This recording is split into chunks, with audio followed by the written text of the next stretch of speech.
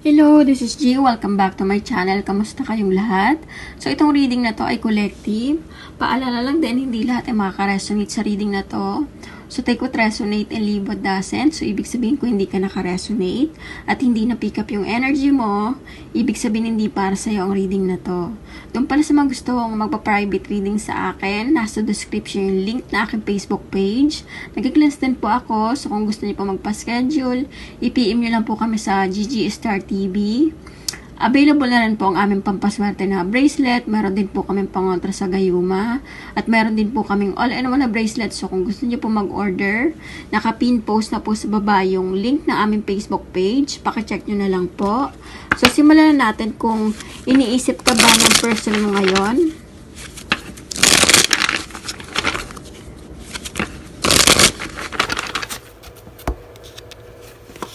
Page of Swords, Six of Cups, King of Cups.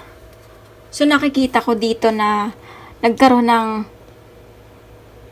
problema sa relationship nyo, no? Possible, yung iba dito, ginost kayo, walang closure. Yung iba naman nagkaroon ng third party. Pero sa nakikita ko dito na miss ka na ng taong to.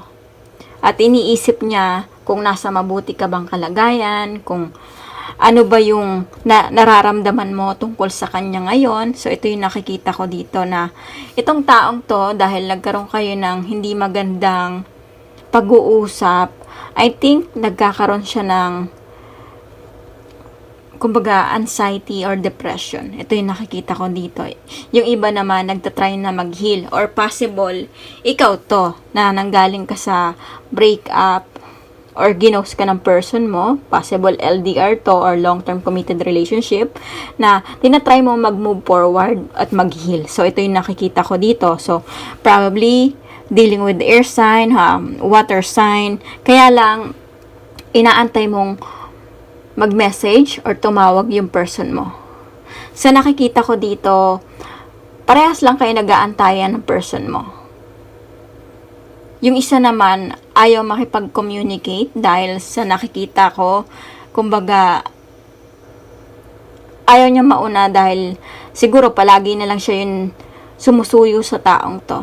So, ngayon, nakikita ko na iniisip ka ng taong to ngayon. Gustuhin man niyang mag-sorry sa mga nasabi niyang hindi maganda sa'yo. Kaya lang, parehas kayo nag-aantayan. Ten of Wands. So, nakikita ko dito kung meron din kayong kadiling na fire sign. Yung iba naman dito na fire sign, sinasabi dito na gusto nyo nang mag-walk away sa relationship. Or, wag nang umasa sa taong to. Kaya lang, nandun kasi yung bagay na mahal nyo rin yung tao or nag-invest na kayo ng feelings sa kanya. At sinasabi naman dito na nasa sa inyo yon kung mag-move forward na kayo or mag-move on. Kasi sa nakikita ko, mahal naman kayo ng taong to. At palagi kayong iniisip. Yung iba nga dito, ini-stalk pa sa Facebook or sa social media. So, ito yung nakikita ko dito. Pero merong isang fire sign dito na willing na siyang mag-move forward sa bagong buhay niya. Kumbaga sa new chapter ng buhay niya. Kaysa sumuyo sa taong to, kasi sa nakikita ko mas importante sa kanya yung self niya kaysa sa pag-i-invest ng feelings dito sa taong to. Siguro before ikaw yung palagi nanunuyo sa taong to, and then dumating sa time na napagod ka na. Kumbaga, so inuna mo yung sarili mo kaysa sa taong to. So, kung ikaw ay fire sign, ito yung nakikita ko sa present situation mo ngayon. So, magtingin pa tayo ng cards. The Star. So, sinasabi dito na humihiling yung taong to na makasama ka pa rin habang buhay. So, kung meron kayong mga kadiling na water, air, earth, ito yung mga taong gusto pa rin na bumalik sa buhay nyo. or magkabalikan kayo dahil sa nakikita ko dito na parehas yung gusto. Kaya lang nagkaroon kasi ng problema dito. So, madami pang kailangan i-work out sa relationship nyo. Kung nagkaroon ng third party sa inyong relationship, sinasabi dito na ipakita mo na ng person mo yung pagbabago.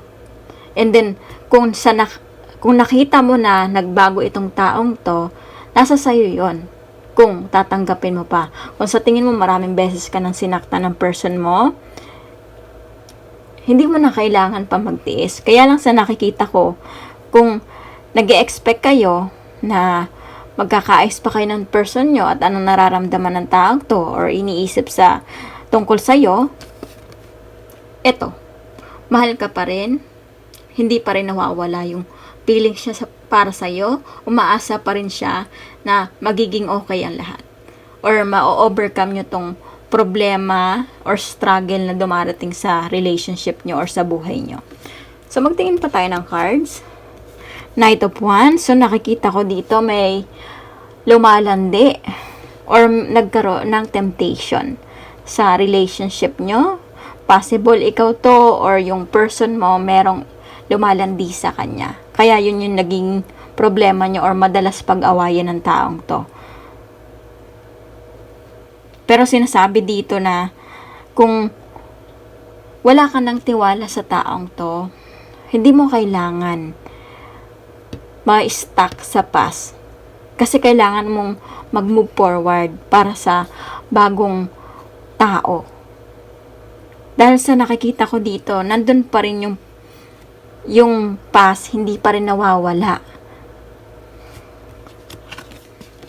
The Justice. So, kung ano man yung ginawa sa'yo ng taong to, kung kayo man ay niloko ng person nyo, sinasabi dito na huwag kayong mag-alala kasi babalik sa kanya kung ano yung ginawa niya sa inyong panloloko. Pero kung hindi mo naman to hinihiling, excuse me, kung hindi mo to hinihiling at wala namang nangyaring third party or panloloko, sinasabi dito na may mga bagay lang na kailangan ayusin para i-work out pa tong relationship nyo.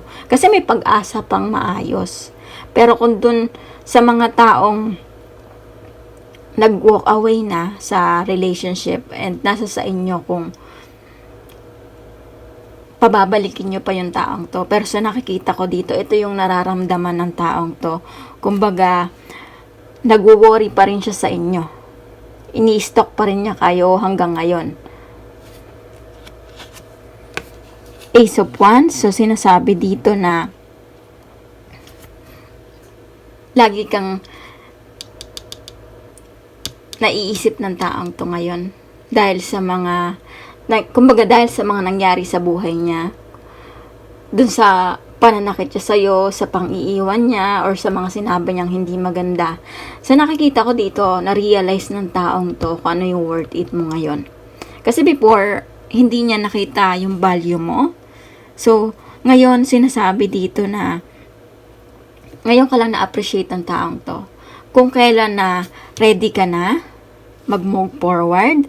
Yung iba naman dito na may mga kadiling na earth sign, water, sinasabi naman dito na kayo pa rin ang gusto ng person nyo. Pero kung isa kang fire sign, ito yung sinasabi dito, kung meron kayong kadiling na fire sign, sinasabi nga dito na namomblema yung taong to. Dahil hindi niya alam kung paano niya sasabihin sa'yo yung nararamdaman niya. Or kung paano niya sasabihin na gusto niya pang humingi ng chance sa'yo. So, magtingin tayo ng final message.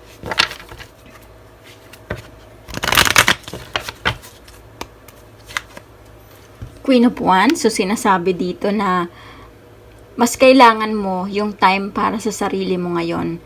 Hindi mo kailangan ibigay lahat-lahat ng time mo dito sa taong to. Kung sa tingin mo, hindi niya na-appreciate lahat ng effort mo sa kanya. So, sinasabi dito, para na lang sa sarili mo muna. Kung nag-aantay kayo dito sa mga kadiling nyo na air, water, earth, fire, sinasabi dito, unahin nyo yung mas priority nyo ngayon, yung goal nyo, yung pangarap nyo sa buhay. Kasi sa nakikita ko dito na nakontrol kayo ng taong to, hindi nyo nagawa yung gusto nyo gawin nung magkarelasyon pa kayo ng taong to. So kung nag-e-expect naman kayo na babalik pa tong mga kadiling yung taong to, sinasabi naman dito, yes, babalik yung mga taong to, pero kailangan malaman nyo muna na talagang totoo yung pagbabalik ng taong to. Dahil sa nakikita ko dito, marami talagang problema. Yung kagaya ngayon, meron siyang ibang kadiling. So, may mga nagkaroon ng third party dito. At posibleng babalik siya sa inyo dahil lang may kailangan. So, yun yung nakikita ko dito. So, ito lang yung nakikita kong message at kung naka-resonate kayo sa reading na to, huwag niyong kalimutan mag-like at comment at huwag niyo rin kalimutan mag-subscribe sa aking channel. At maraming salamat ulit at see you soon!